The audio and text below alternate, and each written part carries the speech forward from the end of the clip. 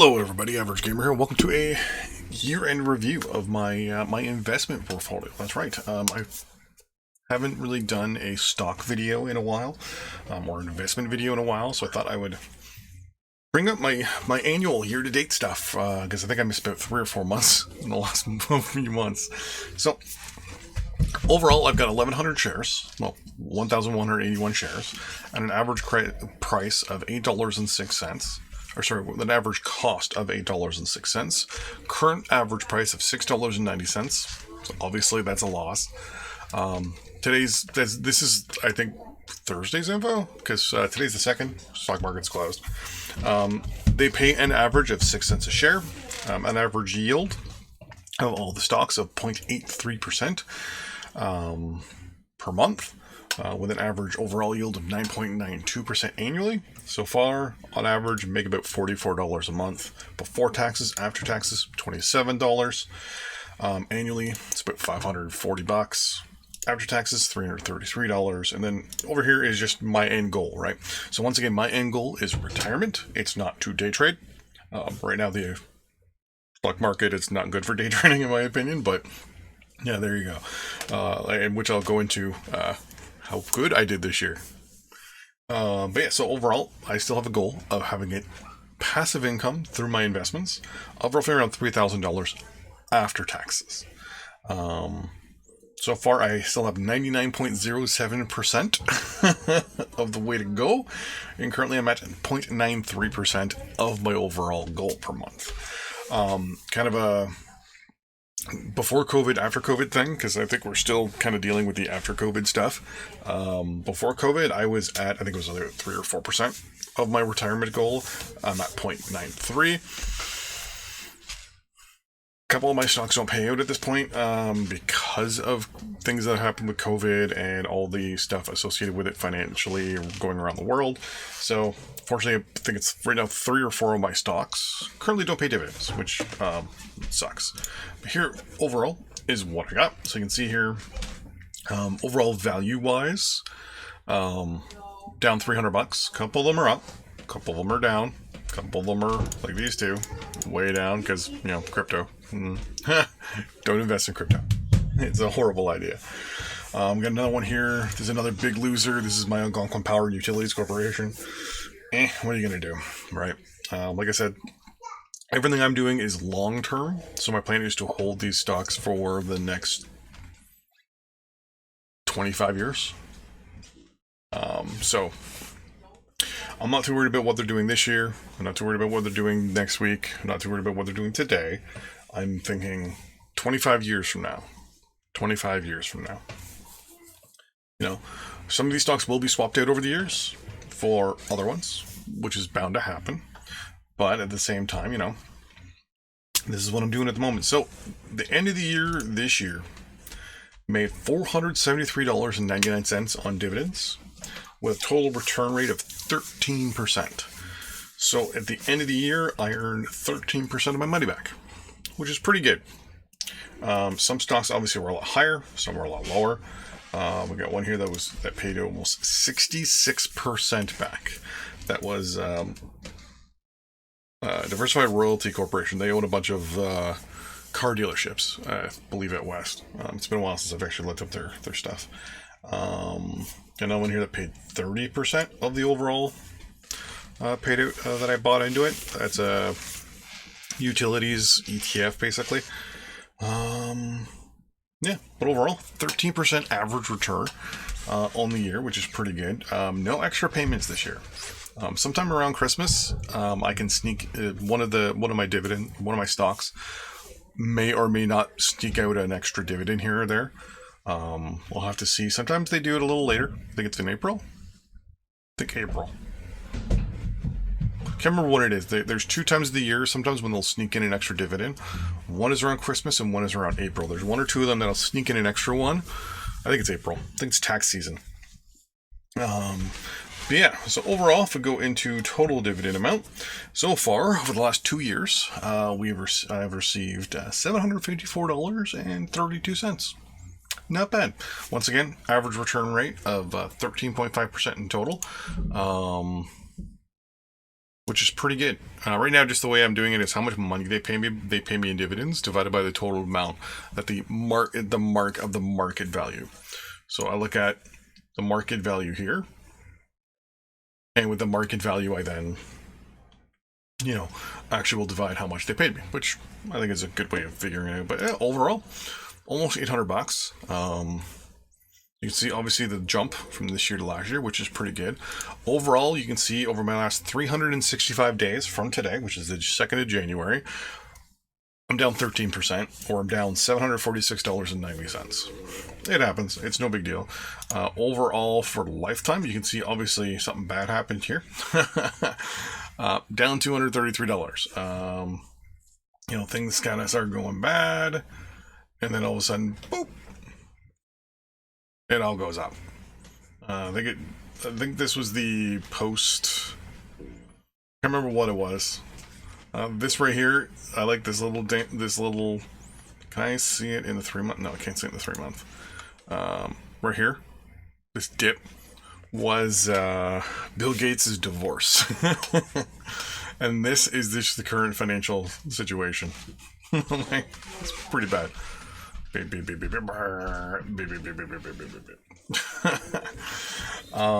Yeah. Oh, these things happen. Like right now, as I said, I'm not personally into day trading. I don't like day trading, so there you go. But yeah, so this is the overall current situation as it is. Yeah, down all time, only down $200, which is not a big deal. Because I mean, $200 is a couple months worth of dividends, so that's, in my opinion, not the biggest deal. But yeah, most of them are down. I'm not too worried. I'm not too concerned. Some people will be like, well, you buy low, sell high, right?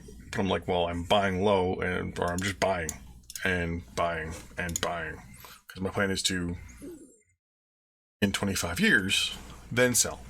I'm personally putting in monthly about $100.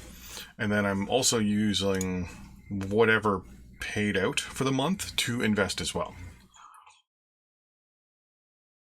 So when you look at it, I'm putting, say, $100, plus I received $46.52 worth of dividends last month in. So at the beginning of the next month, so in a couple of days, I'll be spending $146.52 on more stock for the next month. And that's how I've been doing this for the last little bit. This isn't for everybody. Some people do want to do the, the buy low, sell high, day trading stuff, which is, cool. Do whatever you want. That's not going to affect me in any way.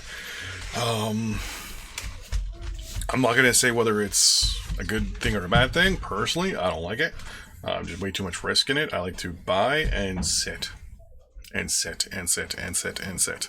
And then maybe after 10, 12, 14 months, then reevaluate. Like I said, right now I've got how many stocks that don't pay dividends, which might get swapped out here. We got you. No. Then we got you. And then we got you. Got you. So right now we have 3 stocks that don't pay us dividends. So we have FFN, which is just it's basically an ETF. There you go. It doesn't pay anything right now. Actually, all 3 of these are basically, it's a split corp, but they're basically ETFs. And basically, right now they're not paying out because they have to have a certain value. So each one of these 3, this is a learning lesson I had. So you actually have a good thing to share right now. Certain ETFs, look to see if they're in a group. If they're in a larger group, sometimes what will happen, which is actually in this case here, the overall portfolio value of the stock has to be a specific number. So for example, I believe it's FFN here, all the stocks combined have to equal up to $15 before they're willing to pay, before they pay out their dividend of, I think it was like 10 cents or something like that. Which isn't a big deal to me. I buy it, I'll hold it while it's low. I'll keep buying it because most of these companies will only, once the value goes down, they also like are basically, they're not making enough money with the ETF itself at a certain point to basically pay out. Basically, they're, yeah, okay, the company that's managing it's probably making ridiculous amounts of money, but at the same time they can't afford to pay out, which is I'm fine. I don't care. I bought it, whatever. Yeah, I'm down $70. It's $70. In like 3 or 4 years, that'll be gone. But yeah, overall, I think it's a good year. All time down $300. Not a major concern. Not a huge concern. Like I said, and actually, if you do the math, a lot of these stocks were bought with dividends anyways, so no big deal. I am going to be doing something new this year. For anyone watching this video, tell me if you think this is a good idea.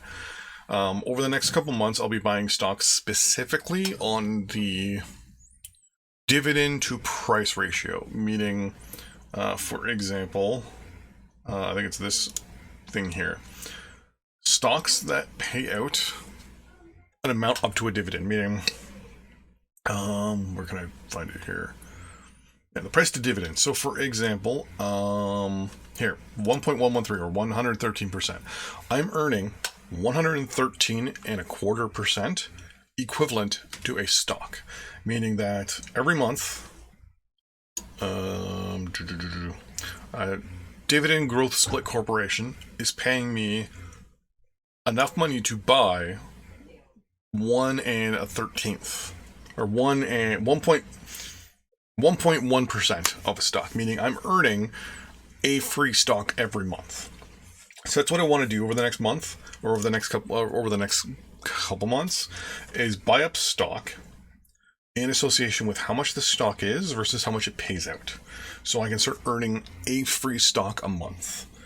Once I start getting that free stock a month, that means I'll be able to hopefully keep pace with the price change, whether it goes up or down, with how much it pays out, so I'm still going to be able to afford one stock. That's going to be my big thing. Right now I've got one stock in DGS, and I earn 2 stocks every 3 months, or 2.6 stocks every 3 months with the Newport Exploration.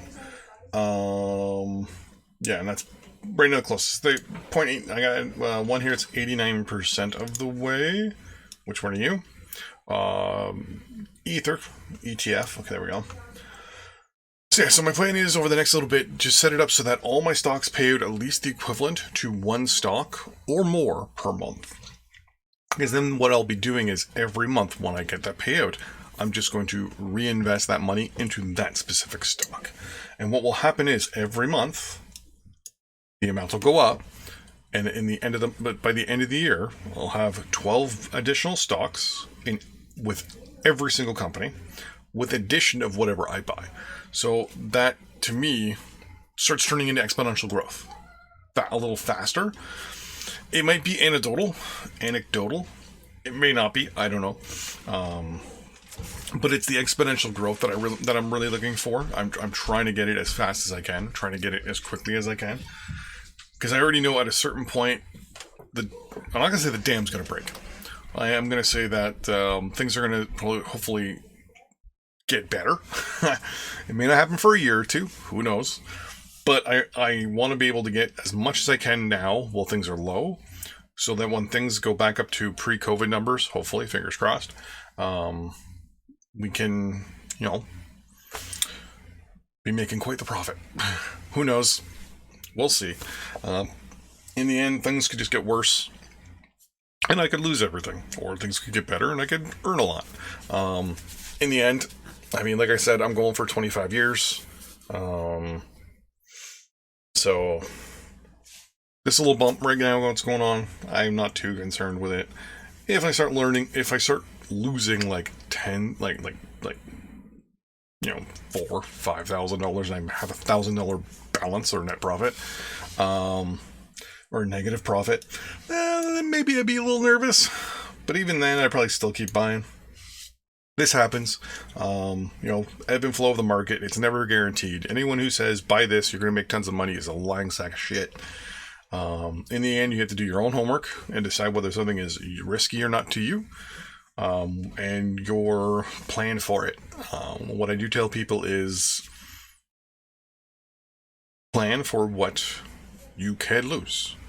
Right now, I can afford to lose $100 in a month. It's either I spend $100 on investments and hopefully lock up my retirement, or I spend it on food. And I don't mean like food as in like groceries. We have money for groceries. I'm talking like, McDonald's, like fast food, like ordering. Because I have a sick addiction to ordering out. And if I don't have that extra $100, I end up cooking at home, which is a lot better and a lot cheaper. So for me, spending $100 on my investments is better than spending it on fast food and eating at home. And to be honest, 100%, if I knew what I knew now, I could go back to like my 20s, I would 100% do this all over again. Being at my age and seeing these numbers go up slowly makes me realize, and when I do the math, if I did this 20 years ago, when I was, 21 and started doing this versus what it is now, I wouldn't probably be working. I probably wouldn't even be doing YouTube. I have enough money to be like, fucking around.